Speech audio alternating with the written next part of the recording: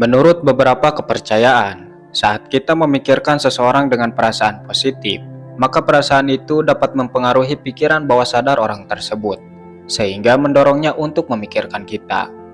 Namun, apakah benar begitu?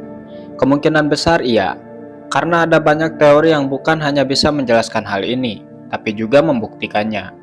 Penasaran mengetahuinya lebih lanjut? Oke, simak videonya sampai selesai. Setidaknya, ada beberapa teori yang bisa menjelaskan hal ini, mulai dari law of attraction, spiritualitas, dan masih banyak lagi. Oke, mari kita bahas satu persatu. 1. Law of attraction. Pikiranmu menarik energi yang sama. Law of attraction berpegang pada prinsip bahwa pikiran adalah magnet. Dalam konteks ini, apa yang kamu pikirkan secara terus-menerus, terutama dengan emosi yang kuat, akan menarik hal-hal serupa ke dalam hidupmu. Nah, ketika kamu terus memikirkan seseorang, itu bukan sekedar aktivitas mental biasa. Kamu sebenarnya sedang memancarkan frekuensi energi tertentu ke alam semesta. Law of Attraction juga menjelaskan bahwa pikiran kita dianggap memancarkan vibrasi energi yang bisa mempengaruhi lingkungan sekitar, termasuk orang yang kita pikirkan. Kalau kamu memikirkan seseorang dengan perasaan positif, seperti cinta atau rindu, maka energi yang kamu pancarkan bersifat atraktif. Sebaliknya, jika kamu memikirkan dengan perasaan negatif, seperti marah atau kecewa, itu juga akan menarik energi serupa. Menariknya, jika orang yang kamu pikirkan memiliki frekuensi energi yang serupa, mereka bisa saja secara tidak sadar terhubung dengan pikiranmu. Ini yang sering dijelaskan sebagai energetic alignment, di mana ketika dua orang berada pada gelombang yang sama, mereka bisa saling mempengaruhi dan saling merasakan perasaan satu sama lain, sekalipun keduanya berada di tempat berbeda. Contoh nyata, pernah gak kamu tiba-tiba menerima pesan dari seseorang yang sedang kamu pikirkan terus-menerus? Atau tiba-tiba tanpa alasan jelas, orang itu muncul dalam hidupmu lagi. Ini sering disebut sebagai hasil dari law of attraction yang bekerja. Cara kerjanya sederhana. Kamu memikirkan dia dengan intens, dan semesta merespon dengan menciptakan situasi atau peluang yang membuat kalian terhubung kembali. Lalu, bagaimana memaksimalkan efek ini? Agar law of attraction bekerja secara efektif, penting untuk memikirkan orang tersebut dengan niat positif dan membiarkan perasaan itu mengalir tanpa paksaan. Semakin santai dan tulus perasaanmu, semakin kuat energi yang kamu pancarkan.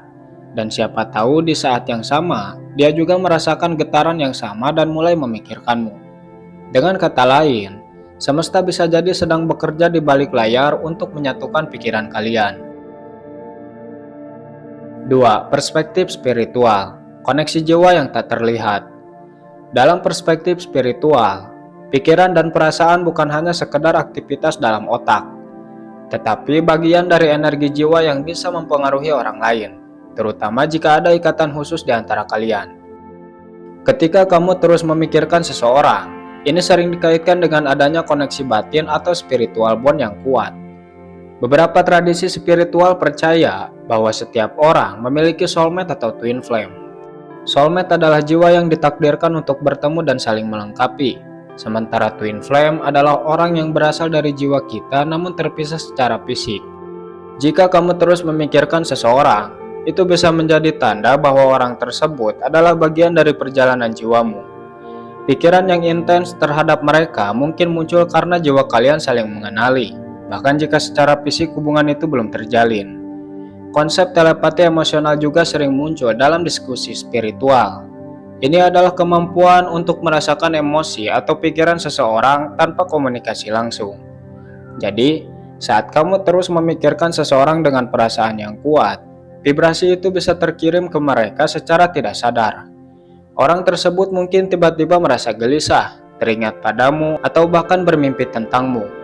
Ini dianggap sebagai tanda bahwa jiwa kalian terhubung di level yang lebih tinggi. Adapun beberapa kepercayaan lainnya, bahwa kita bertemu dengan orang-orang tertentu karena pernah memiliki hubungan di kehidupan sebelumnya. Jika kamu terus memikirkan seseorang tanpa alasan yang jelas, ini bisa jadi karena jiwa kalian pernah bertemu di masa lalu dan sekarang berusaha menemukan kembali koneksi itu. Perasaan yang muncul bisa sangat kuat, meskipun kalian belum terlalu dekat dengan kehidupan saat ini. Jadi, Menurut perspektif spiritual, saat kamu terus memikirkan seseorang, jiwamu mungkin sedang mengirimkan sinyal kepada mereka. Dan jika ada ikatan batin yang kuat, besar kemungkinan mereka juga merasakan hal yang sama, meskipun mereka tidak sepenuhnya sadar. Semesta dan energi di sekitar kita sering bekerja dengan cara yang misterius, mempertemukan orang-orang yang memang memiliki koneksi jiwa yang mendalam. 3. Kepercayaan masyarakat, firasat dan tanda-tanda alam.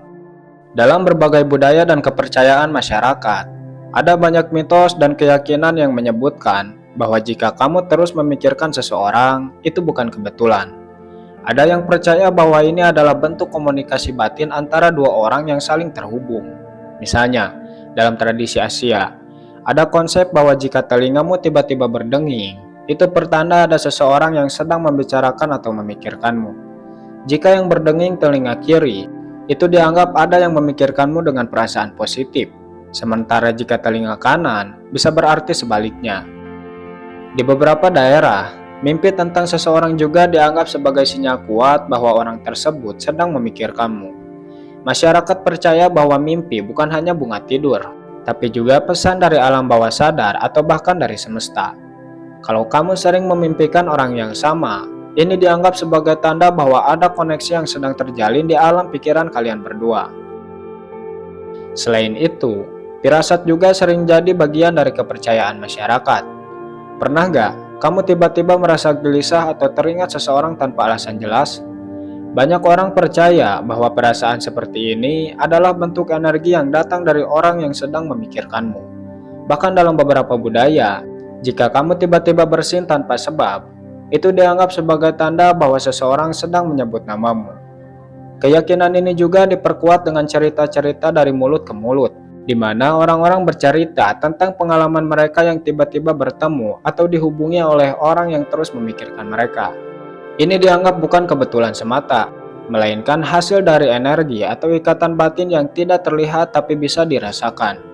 Dalam ilmu psikologi, ini sering disebut sebagai fenomena serendipity. Jadi, menurut kepercayaan masyarakat, ketika kamu memikirkan seseorang, kemungkinan besar ada hubungan yang sedang terjalin di antara kalian, meskipun tidak terlihat secara kasat mata. Tapi tanda-tanda kecil dari tubuh atau lingkungan sekitar seringkali dianggap sebagai bukti bahwa orang tersebut juga sedang memikirkanmu. 4. Psikologi, proyeksi dan efek kognitif.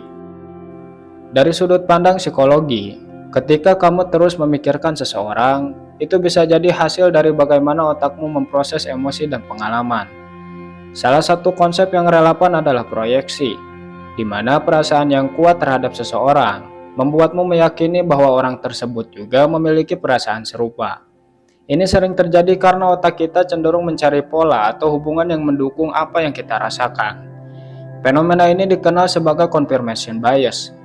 Jadi, kalau kamu sudah merasa bahwa dia juga memikirkanmu, otakmu mulai mencari tanda-tanda kecil sebagai validasi.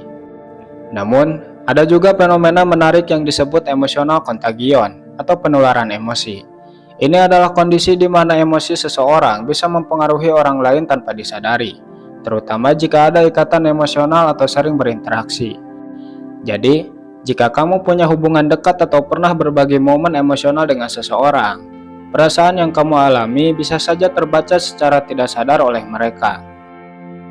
Misalnya, jika kamu terus memikirkan seseorang dengan perasaan rindu, sikap atau ekspresimu mungkin akan berubah.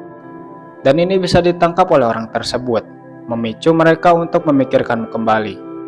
Selain itu, psikologi juga mengenal konsep pikiran obsesif, di mana kamu terus memikirkan seseorang karena otakmu sulit melepaskan fokus dari hal-hal yang memiliki dampak emosional besar. Ketika seseorang sangat berarti bagimu, otakmu secara otomatis memberikan prioritas lebih untuk mengingat atau memikirkan mereka. Ini bisa menciptakan ilusi bahwa orang tersebut juga memikirkanmu, karena kamu merasa ada koneksi khusus, padahal itu bisa jadi hanya refleksi dari intensitas perasaanmu sendiri. Tapi jangan salah, dalam beberapa kasus, apa yang kamu pikirkan bisa benar-benar mempengaruhi realitas.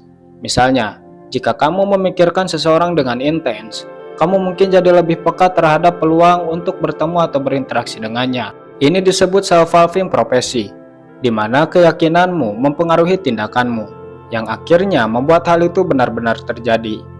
Jadi, walaupun dari sisi psikologi hubungan ini bisa dijelaskan secara logis, bukan berarti perasaanmu sepenuhnya salah.